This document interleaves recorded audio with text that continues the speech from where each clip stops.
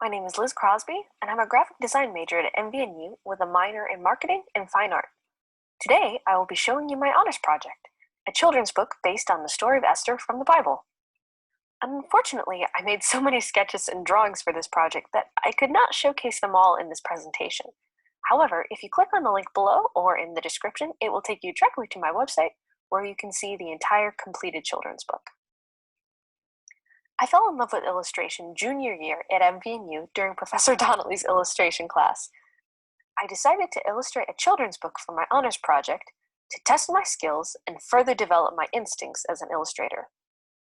I chose to illustrate a Bible story because I believe it is important to pass on the Old Testament to younger generations in engaging and compelling ways. Because there are so many illustrated Bible stories, it would be a challenge for me to bring a new contribution to what has already been done before. But why Esther specifically? Well, the short answer is it's a story worth telling. For those who have never heard the story, the book of Esther goes like this. Esther was a young Jewish woman living in Persia in Bible times under the rule of King Xerxes. Early in the story, the king banishes his wife Vashti for disobeying him. Determined to find a new wife, he commands all the virgins in Persia to travel to the palace for a chance to be the new queen.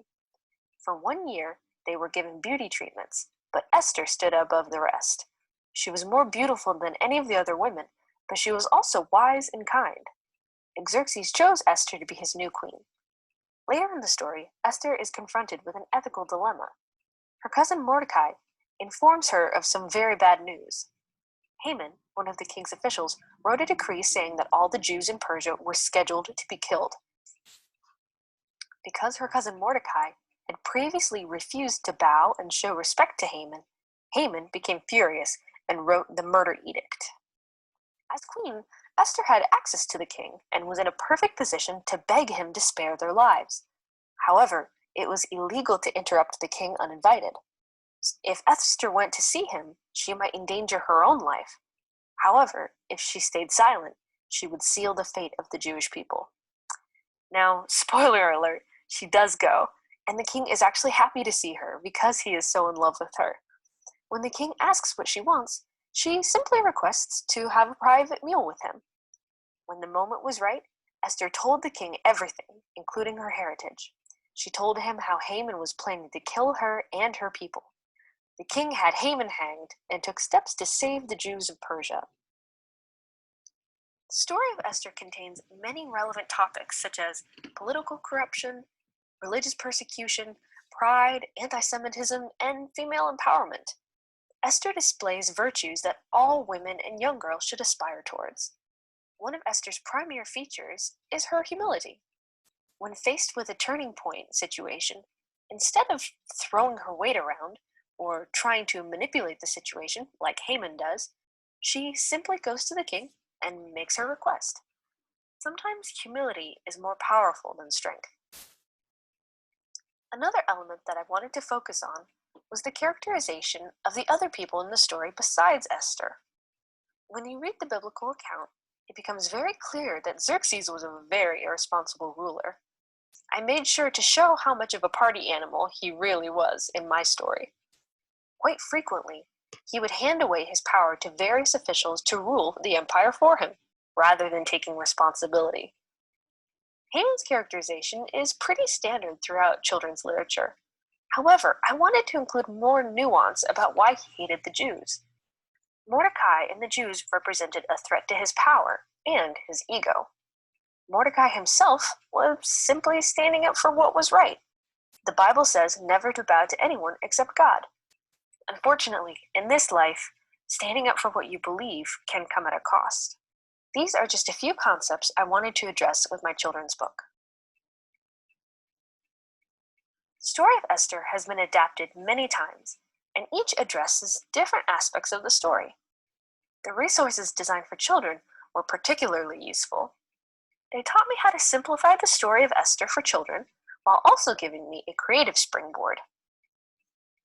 Many individuals look down on children's books and illustration as something childish, something that should be left at elementary school. Some would even argue that the Bible should be the only tool used to evangelize. However, I disagree. In today's highly visually driven culture, it is more important than ever to cut above the noise and create compelling connections with the communications we design. Marjane Satrapi and Sergio Carello are two published illustrators who demonstrate the legitimacy of using comic and cartoon styles to communicate historical and biblical content. The first step of the research process was to read, process, and summarize the biblical account of Esther. This summary was later developed into the body copy of the story. I also conducted research on the conclusions of other biblical scholars and commentators. Most were in consensus that the key to Esther's success was her wondrous virtue. One source made an interesting note about Vashti's character. Although her actions were frequently sneered at, her refusal to attend Xerxes' drunken party was probably a wise choice in regards to her dignity and safety. The role of a Persian queen was one of administration, not just childbearing. The king had an entire harem full of women for that purpose. However, not all the sources agreed on even the small details. There are multiple versions of the story of Esther, and at least one Greek drama by Herodotus about King Xerxes himself. However, none of these sources were biblical, so I chose not to use them in my project. However, there was one biblical commentary that surprised me very much. One source went so far as to say that the story of Esther was more like a folk legend than biblical history and should not be taken as fact. Supposedly, the story of Esther was created during the Maccabean revolt as a pro-Jewish propaganda affirming the strength of the Israelites. However, despite these conflicting sources, I stayed the course and used the biblical account as my primary source. My research also involved the studying of the carvings and architecture on the palace where Xerxes lived in modern-day Iran. These images helped me design the setting and backdrop of each scene in my children's book. Because this narrative had so many dramatic elements, I approached these illustrations as if I were a filmmaker. I paid careful attention to blocking, character position, expressions, and viewer focus. Illustration is a trickier process than you might expect.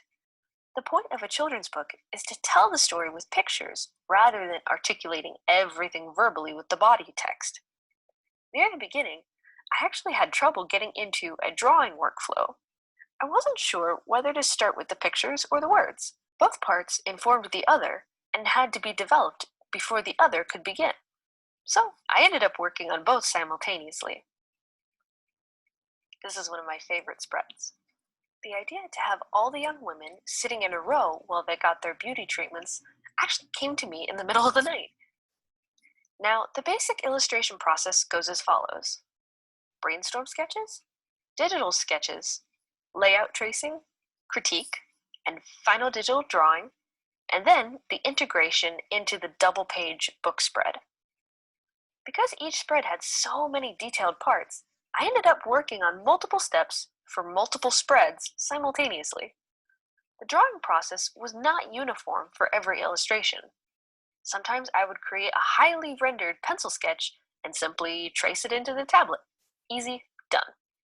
Other times, I made a very quick gestural sketch on paper because I was in a hurry or because I simply needed to plan the layout without investing time in the details. From that point, when I scanned it into the tablet, I created an extra drawing layer to make a wireframe drawing.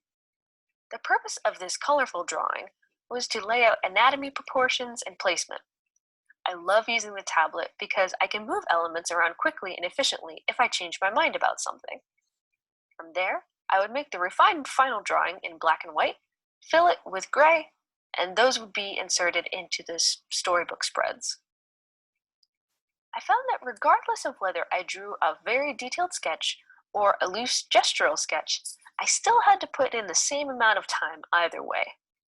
At first I thought my gestural sketches were inferior to my highly detailed drawing style. However, I learned to appreciate them and started incorporating them into the final versions. Sometimes loosening up helps you not overthink the drawing so much. Fast, loose strokes like this give the drawings more energy. These are some samples of the work that I'm talking about. Another major part of my project was writing. I would like to give a huge shout out to my committee members and my honors mentor, Margaret Aloti Papo, Amy Dubusky, and Jeannie Sorrell. I met with these professors regularly throughout the spring and fall to figure out how the book should be written. One of the main questions we had to determine was, what age group is this book for? Once you figure that out, you can move on to questions like, what words are too hard for certain age groups? Is alcohol okay to mention? Should I describe what a harem is? And how much do I address death, murder, and capital punishment? These are unavoidable terms in the story of Esther. To do this, I ended up using a combination of show and tell. For certain scenes, I showed the murder weapons, the gravestones, in order to not be gruesome. However, in certain places, I did use the word kill and dead. I tried not to mention the gallows used for justice in Persia. For example, I described how Haman would be killed in the center of the city for everyone to see. This way, I could emphasize the spectacle of capital punishment without talking about how people were getting impaled. I particularly like how VeggieTales handled this situation.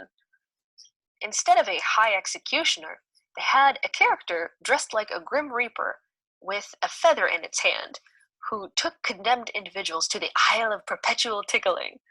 To me, this was a great way to address capital punishment for younger audiences. By the end of my process, I had ended up drawing my story 3 different times over. Each new version refined the details a little more. I'm glad I took the time to make sure the final product was right. I'm pleased with my results because I accomplished what I set out to do. I created a biblically and historically accurate children's book about the story of Esther that was upbeat and entertaining. I wrote a narrative that is clear and easy to understand for my target audience. I wove layers and layers of meaning into the compositions themselves with subtle details, and created humor by including anachronisms such as hair dryers and bullhorns and teddy bears. I was also able to use the skills I learned in the art and design department at NVNU. I used the elements of design such as line, shape, value, scale, and space to create more compelling compositions. For example, I used scale and value to create a sense of space as well as drama and theatrical moods. So, in conclusion, now that I've completed this project, I have a much deeper understanding for what it is like to be an illustrator. I got to experience the highs of creative drawing and the tedium of editing. But most of all, I'm proud of myself for completing an entire book. I learned many key lessons throughout this process, time management being a big one. I learned that you must determine if your process is feasible before you invest time in that process. I had an issue halfway through my project with the tablet drawing apps. I had not realized that the file it created was incompatible with my workflow. I had to switch to another program and redraw the entire book, which ended up being a good thing. But I should have checked before I had drawn all those pictures. It's okay to ditch part of the plan that isn't working. I also affirmed how crucial critique is in the creative process. Taking time to hear the perspectives of others is always worthwhile. It makes your work stronger. For illustration projects particularly, it's important to find ways to maintain consistency from drawing to drawing. I did not realize that this would be such an issue. This is especially true when there's a large time gap between different drawings. My style tended to shift between the different drafts. This was another reason why I decided to remake my book. I learned how important it is not to get lost in the details. It's best to always refer to the big picture plan on a regular basis. And finally, more research and more experimentation are always a good thing. So, what's next? Who knows? Now that I've completed one project, I feel confident that I can complete another. Now that I've made my mistakes, I know what to look for. Illustrating Bible stories is a great way to grow as an artist as well as teach people about the Bible. Thank you for listening.